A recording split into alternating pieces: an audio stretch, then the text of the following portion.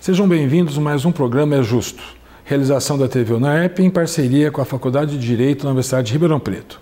Hoje, nossos estúdios, contamos com a visita do Dr. Silvio de Salvo Venosa, desembargador aposentado do extinto Tribunal de Alçada Civil, professor, advogado, renomado parecerista, autor de grandes obras literárias jurídicas, onde se destaca o curso de Direito Civil da editora Gen Atlas. Professor Silvio, um prazer contar em nossa universidade. O meu prazer é renovado, principalmente porque se trata de uma visita sentimental. Foi exatamente nessa escola, na época, que eu comecei a minha carreira de professor universitário. Já vão passados muitos anos. Então o senhor já andou nas cátedras dos nossos alunos já? Sem dúvida alguma. Doutor Silvio, na sua obra do curso de Direito Civil, que todos os nossos alunos adotam, utilizam, né? O senhor escreve da parte geral até as sucessões, mas querendo saber a questão, como o senhor está vendo hoje o direito de família? Que mudança nós estamos sofrendo, que a sociedade está sentindo, que faz nós juristas, nós civilistas trabalharmos com esses temas? Eu costumo dizer, quando falo em temas de família, que esse é o setor do direito civil que está mais se afastando do tradicional direito civil. Um direito dinâmico, porque a sociedade ocidental, ela transformou-se vertiginosamente no final do século XX e nesse início de século. Não só no Brasil, esse é um fenômeno mundial, e com isso está a desafiar os juristas, o legislador e os julgadores, porque a cada momento nós enfrentamos questões de família que não estão nos livros, que não estão nas leis e nem mesmo nas novelas. A ficção não consegue acompanhar a própria realidade do direito de família. O legislativo fica um trabalho dificultoso porque tem que responder o anseio da sociedade, né? E a sociedade está evoluindo mais rápido que o próprio direito, né? Muito. Nós dizemos que hoje a sociedade é tecnológica. A família não é tecnológica, mas a família é ansiosa. E nisso nós temos novos rumos no direito de família e temos que nos adaptar. As respostas vêm vindo dos tribunais, mas elas são tradicionais, elas demoram. E há uma ansiedade em resolver as questões de família que criam celeumas, inclusive no nível religioso, moral e ético, não é? A religião também tem que se adaptar à nova família.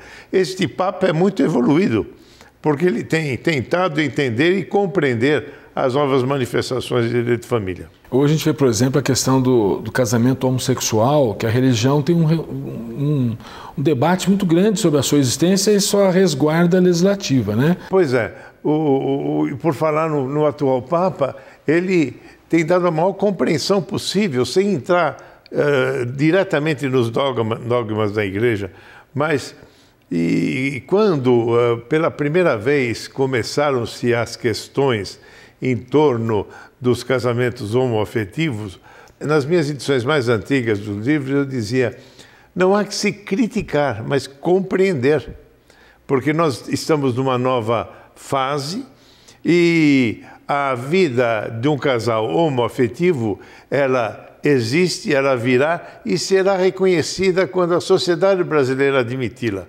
Mas a sociedade brasileira, ela não é uma só. A sociedade de Pernambuco não é exatamente a mesma do Rio Grande do Sul. E o trabalho dos tribunais federais, do STJ, do STF, é justamente unificar os anseios da sociedade brasileira, o que não é fácil. Por isso que nem sempre os julgamentos podem e devem ser rápidos em questões agressivas à ética e à moral como esta, porque os julgadores têm que sentir o pulsar da sociedade.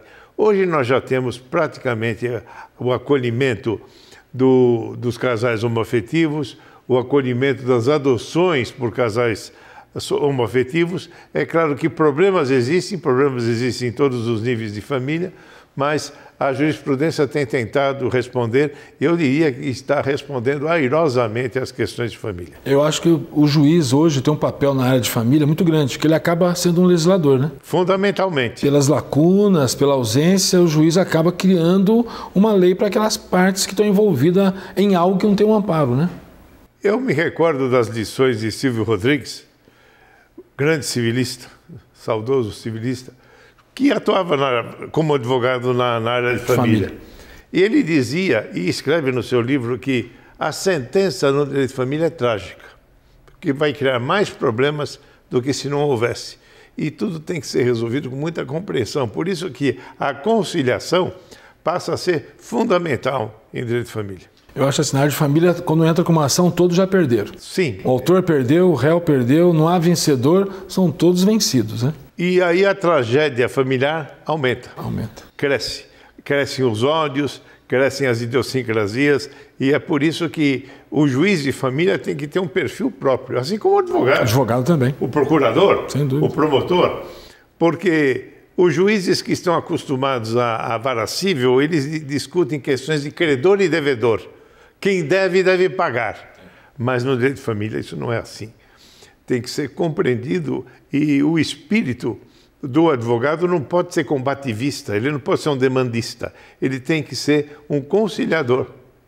Quem atua na família tem que ser conciliador, porque 90% dos casos de família resolve-se na conciliação, a não ser aquelas ações de Estado, onde necessariamente necessita-se de uma sentença, investigação de paternidade, etc. Né? É porque, veja assim, o réu deve ser o filho, o autor o pai, ou o contrário. Exato. O autor é o pai, o réu é a esposa, e vai a família inteira configurando nesse sistema. E hoje com as novas manifestações, a família socioafetiva, não é?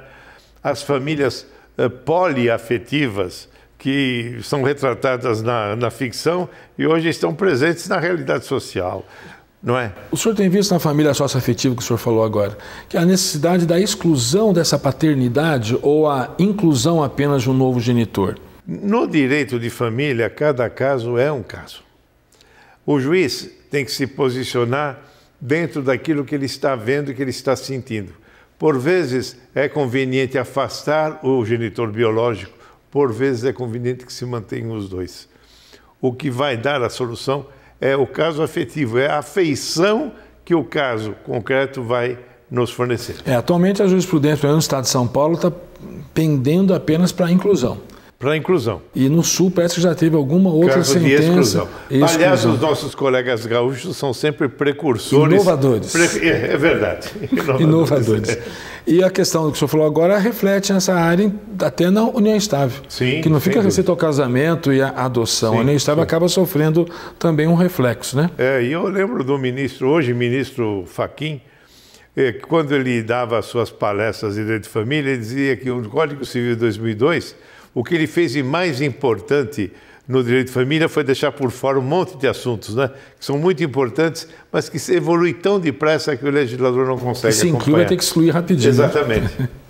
Doutor, e a respeito dessa mudança que teve no Estatuto do Idoso, que altera a característica dos alimentos dos avós, o senhor entende que foi salutar criar esse poder de escolha que o avô tem, da solidariedade, dos deveres de quem tem os alimentos? Na verdade, não é um poder de escolha.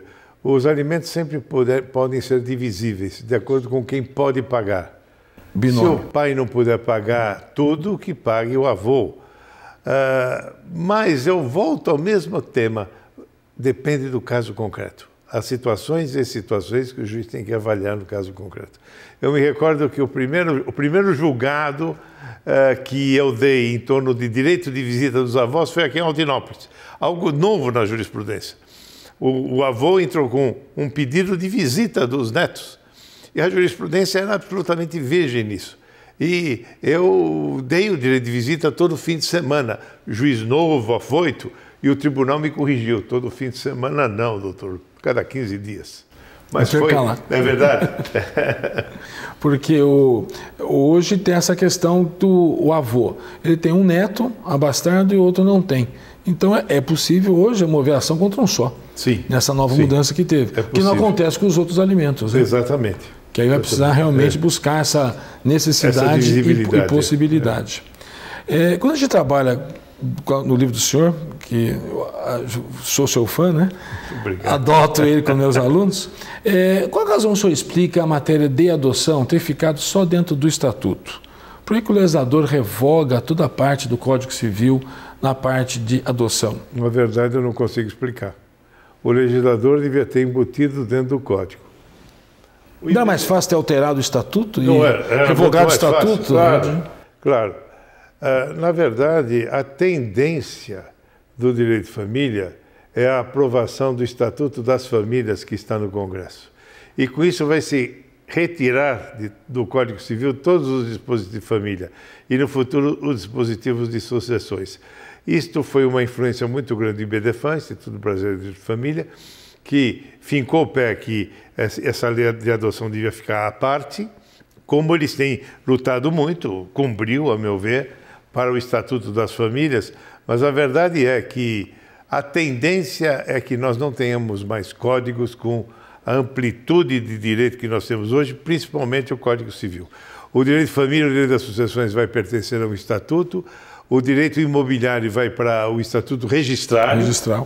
E nós teremos no Código mesmo um código de obrigações e de parte geral, que é a teoria geral do direito. Nós tivemos quase a oportunidade, em 2002, família ter saído fora do Código, sim, né? Sim, passou aquela questão do direito italiano, exatamente, que fala o direito de família é o terceiro ramo do direito, né? Exatamente. Razão da influência que o próprio Estado tem, né?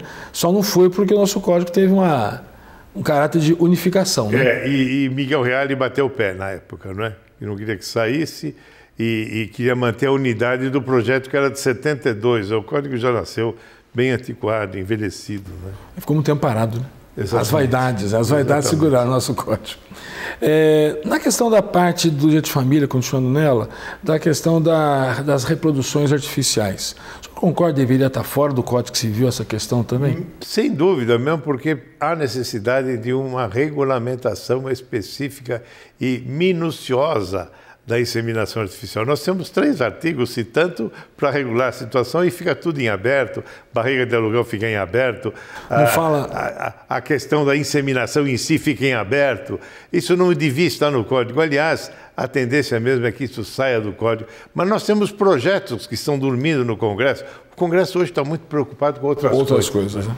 É que nós sempre fala sobre, não fala em tempo de embriões, que pode ficar sedentário, quanto tempo pode ficar, né? A medicina que está regulamentando.